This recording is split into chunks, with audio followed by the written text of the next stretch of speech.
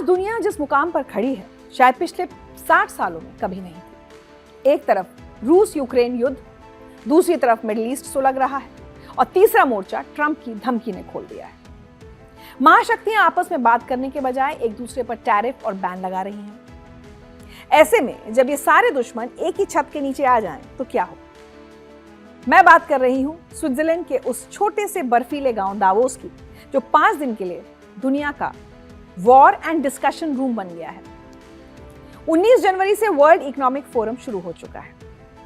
ये बैठक इसलिए खास नहीं है कि यहां अमीर और बड़े बड़े लोग आ रहे हैं, बल्कि इसलिए है क्योंकि इस बार सिर्फ बिजनेस नहीं बल्कि तीसरे विश्व युद्ध को टालने की कोशिश होगी। आज मैं आपको बताऊंगी कि कैसे टीबी के मरीजों का एक अस्पताल दुनिया का पावर सेंटर बन गया, क्यों अमेरिकी राष्ट्रपति डोनाल्ड ट्रंप और यूक्रेन के राष्ट्रपति ज़ेलेंस्की की मुलाकात पर पूरी दुनिया की नजरें टिकी हैं, और सबसे अहम, इस पूरी उथल-पुथल में हमारा देश भारत कहां खड़ा है। तो चलिए शुरू करते हैं दावोस का ये सफर। सबसे पहले आपको समझाती हूं कि वर्ल्ड इकोनॉमिक फोरम आखिर है क्या। आप इसे दुनिया का सबसे ताकतवर प्राइवेट क्लब मान सकते हैं। ये कोई सरकारी संस्था नहीं है, ना ही संयुक्त राष्ट्र का हिस्सा है। ये एक नॉन प्रॉफिट संस्था है जिसे 1971 में एक जर्मन प्रोफेसर क्लॉस श्वाब ने शुरू किया था, और मकसद बहुत छोटा था, यूरोप के बिजनेस लीडर्स को अमेरिका के मैनेजमेंट के तरीके सिखाना। लेकिन धीरे धीरे ये मंच इतना बड़ा हो गया कि अब यहां दुनिया की दिशा तय होती है। इसका काम करने का तरीका बहुत अनोखा है। ये लोग मानते हैं कि दुनिया की बड़ी से बड़ी समस्याएं, चाहे वो क्लाइमेट चेंज हो, आर्थिक संकट हो, टेक्नोलॉजी या युद्ध, इनमें से किसी को भी कोई भी सरकार अकेले हल नहीं कर सकती। इन्हें सुलझाने के लिए पब्लिक और प्राइवेट सेक्टर का मिलकर काम करना जरूरी है। इसके लिए 3 तरह के लोगों को एक साथ आना होगा। सरकार, जो कानून बनाती है, बिजनेसमैन, जिनके पास पैसा और रिसोर्स है, और सिविल सोसाइटी, जो आम लोगों की आवाज है। ये सिर्फ साल में एक बार की बैठक नहीं है। विश्व आर्थिक मंच साल भर काम करता है। इसके दफ्तर जिनीवा के अलावा न्यूयॉर्क, सैन फ्रांसिस्को, बीजिंग और टोक्यो में भी है। ये वैश्विक, क्षेत्रीय और औद्योगिक स्तर पर चुनौतियों का समाधान करने के लिए मंच देता है। लेकिन साल का सबसे बड़ा और सबसे अहम आयोजन होता है दावोस में होने वाली इसकी सालाना बैठक। दावोस एक न्यूट्रल ग्राउंड है। वो इसलिए क्योंकि स्विट्जरलैंड एक निष्पक्ष देश है। दावोस वो जगह है जहां अमेरिका के राष्ट्रपति, बड़े बड़े कारोबारी और किसी एनजीओ का कार्यकर्ता एक ही कमरे में बैठकर बात कर सकते हैं। यहां होने वाली बैठक किसी एक देश या ग्रुप की नहीं होती। यहां सबको अपनी बात रखने का बराबर का मौका मिलता है। इसीलिए जो देश आपस में दुश्मनी रखते हैं वो भी यहां एक साथ बैठ सकते हैं। और सबसे बड़ी बात, यहां दुनिया का मीडिया पहुंचता है, तो जो भी यहां बोला जाता है वो पूरी दुनिया सुनती है। किसी देश की सरकार चाहे तो यहां अपनी नीतियों का ऐलान कर सकती है, कंपनियां अपनी रणनीति बता सकती हैं, और सबसे जरूरी, यहां नेटवर्किंग होती है। जो कनेक्शंस यहां बनते हैं वो साल भर काम आते हैं। एक कॉफी टेबल पर जो बात हो सकती है वो शायद सरकारी दफ्तरों की फाइलों में सालों तक अटकी रहे। इसी अनौपचारिक बातचीत को दावोस स्पिरिट कहा जाता है। दावोस की कहानी किसी फिल्मी स्क्रिप्ट से कम नहीं है। 19वीं सदी में यह जगह अपनी साफ हवा के लिए मशहूर थी। यूरोप भर से टीबी यानी ट्यूबरकुलोसिस के मरीज यहां इलाज कराने आते थे। यहां बड़े बड़े अस्पताल बने हुए थे। मशहूर लेखक थॉमस मैन ने अपना नॉवल द मैजिक माउंटेन इसी जगह पर लिखा था। लोग कहते थे कि यहाँ की हवा में जादू है जो मुर्दों में भी जान डाल देती है। फिर आया 1950 का दशक। एंटीबायोटिक्स की खोज हुई और टीबी का इलाज आसान हो गया। दावोस के अस्पताल खाली होने लगे। ये गांव वीरान होने के कगार पर था। तब प्रोफेसर क्लॉस श्वाब ने सोचा कि यूरोप की कंपनियों को अमेरिकन मैनेजमेंट प्रैक्टिसेस सीखनी चाहिए। क्लॉस उस वक्त जिनीवा यूनिवर्सिटी में पढ़ाते थे। उन्होंने फरवरी 1971 में दावोस में पहली यूरोपियन मैनेजमेंट सेमिनार का आयोजन किया।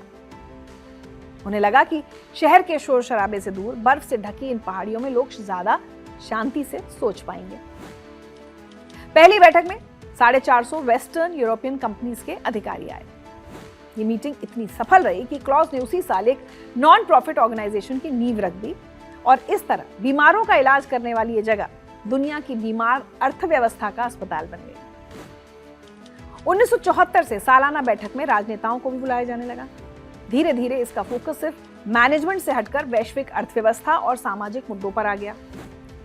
शुरुआत में इसका नाम यूरोपियन मैनेजमेंट फोरम था, लेकिन 1987 में इसका नाम बदलकर वर्ल्ड इकोनॉमिक फोरम कर दिया गया, क्योंकि अब ये सिर्फ यूरोप तक सीमित नहीं रहा था, बल्कि पूरी दुनिया की आर्थिक और सामाजिक समस्याओं पर काम करने लगा था।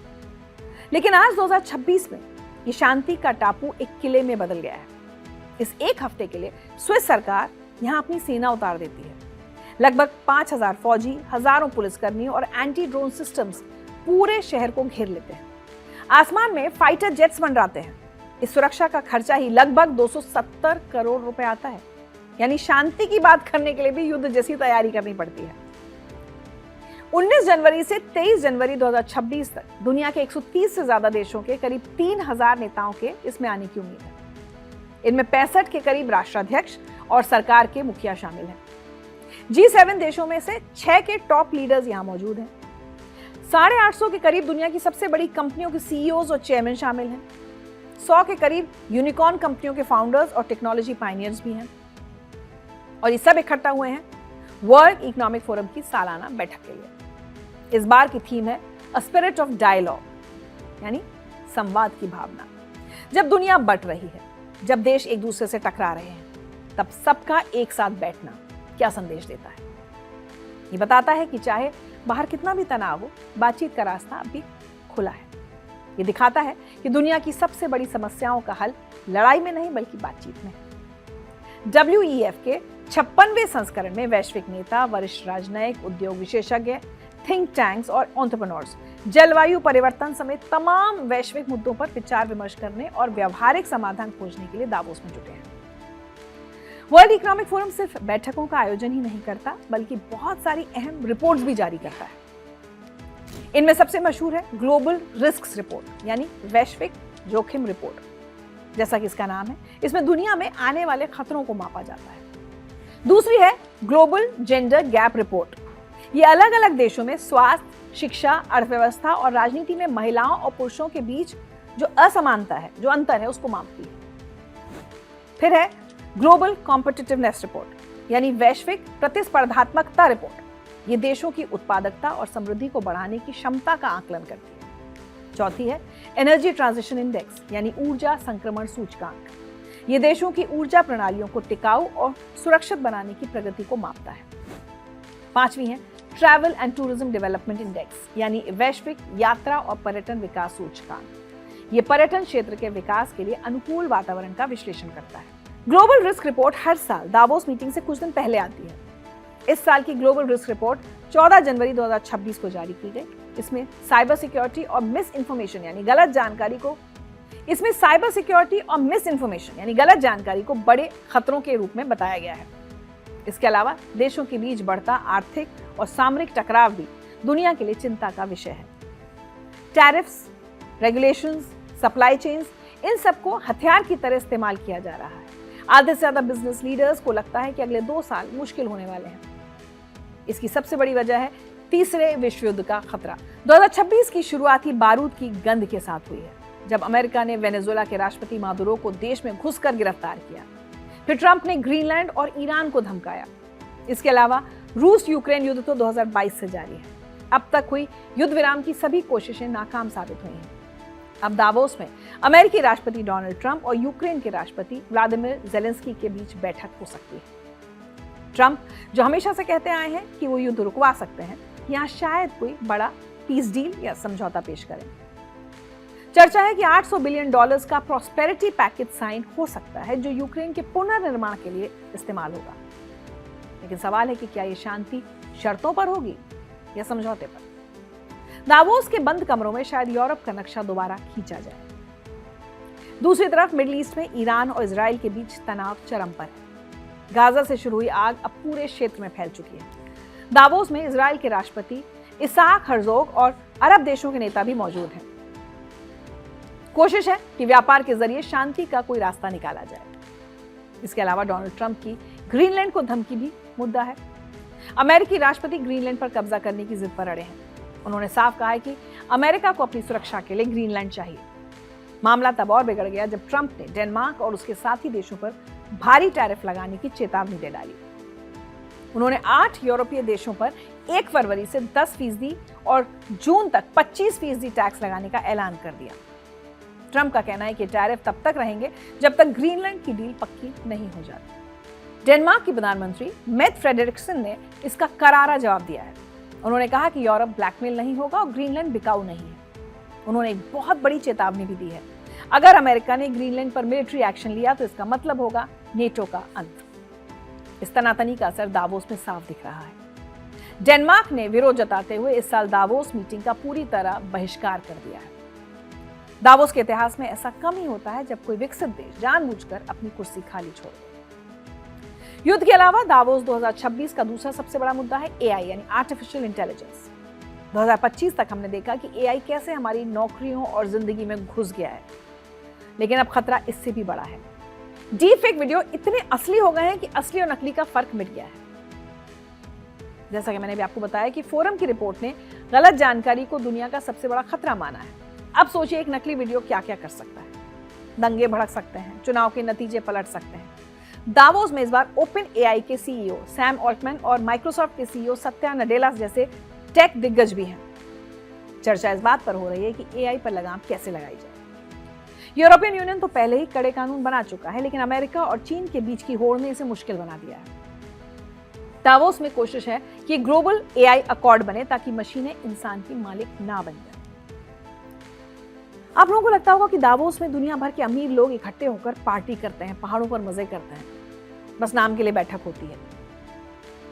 कुछ हद तक ऐसा होगा, लेकिन पूरी तरह ऐसा नहीं है।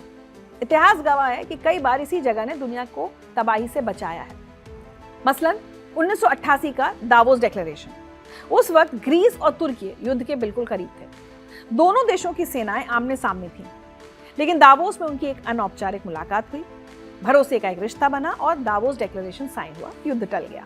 आज भी कूटनीति की दुनिया में इसे एक चमत्कार माना जाता है। 1992 में दक्षिण अफ्रीका के रंगभेद को खत्म करने वाले नेल्सन मंडेला और तत्कालीन राष्ट्रपति FW de क्लर्क पहली बार अंतर्राष्ट्रीय मंच पर यही साथ दिखे थे। उनकी वो हाथ मिलाती हुई तस्वीर ने दुनिया को बता दिया था कि दक्षिण अफ्रीका बदल रहा है। तो सवाल यह है कि क्या 2026 में भी ऐसा ही कोई चमत्कार होगा? क्या ज़ेलेंस्की और ट्रंप की मुलाकात इतिहास रचेगी?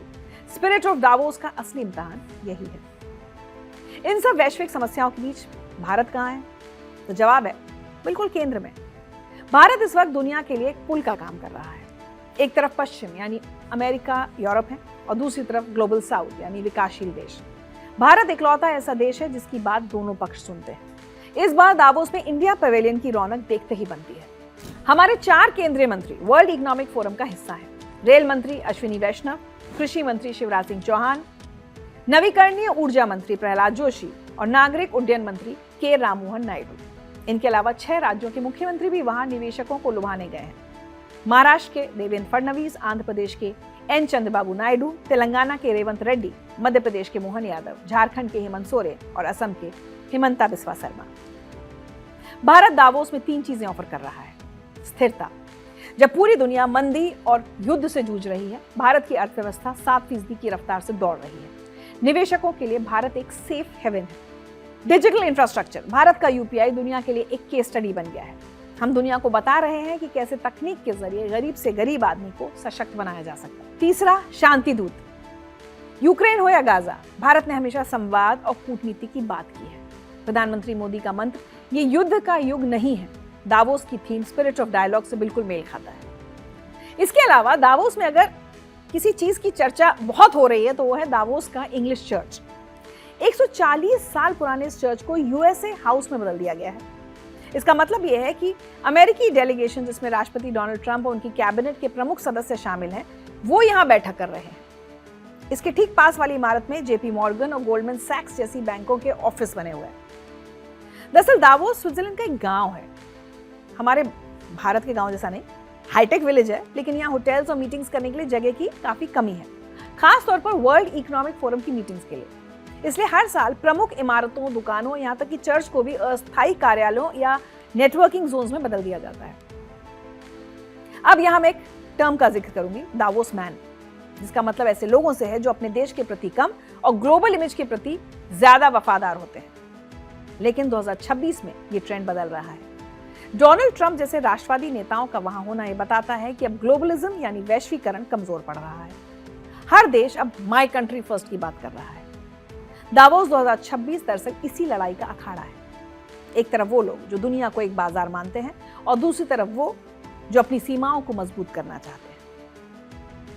आप सोच रहे होंगे इतनी बड़ी बड़ी बातें हो गई, क्या दावोस की इस बैठक से आपके राशन, पेट्रोल या नौकरी पर कोई असर पड़ेगा?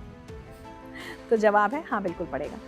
शायद कल सुबह इसका असर ना दिखे, लेकिन जो नीतियां यहां बन रही हैं वो अगले 5 से 10 साल तक आपकी जिंदगी तय करेंगी। अगर वहां यूक्रेन युद्ध रुकने की बात आगे बढ़ती है तो हमारे यहाँ शेयर मार्केट में सुधार आ सकता है, पेट्रोल सस्ता हो सकता है। अगर वहां एआई पर कड़े कानून बनते हैं तो शायद हमारी नौकरियां सुरक्षित रह सकें। और अगर भारत बड़ी फैक्ट्रियां लाने में कामयाब होता है तो हमारे युवाओं को रोजगार मिलेगा।